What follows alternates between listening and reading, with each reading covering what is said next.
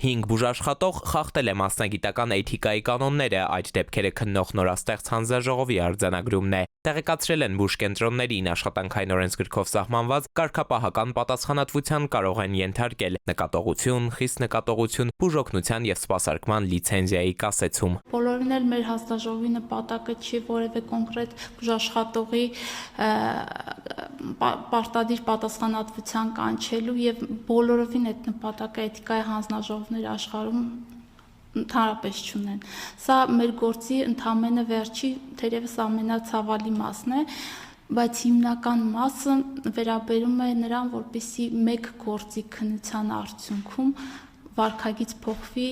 առնվազն տվյալ բուժհաստատությունում։ Բուժաշխատողներից պահանջվող մասնագիտական էթիկայի կանոնները գործադիրն է սահմանել, պարտադիր է բոլորի համար, սանիտարից մինչև ավագ բժիշկ։ Խախտումների մասին էթիկայի հանձնաժողովի նախագահը գոհ է, ասում է, ոչ միայն բուժառուներն են անձամբ դիմում ներկայացնում, այլ նաև նրանց հարազատները։ Մենք ունենք ընտանիքի անդամին վիրավորելու դեպքերի հետ կապված դիմումներ,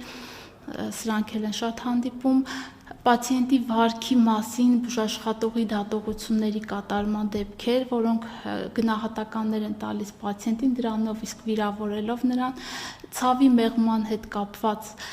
թերացումների հետ կապված մենք ունենք գործեր եւ պացիենտի որոշակի իրավիճակում բուժումից հետո ունեցել է ցավային որոշակի սինդրոմներ եւ այլն եւ համարժեք պատասխան բուժաշխատողի կողմից այդ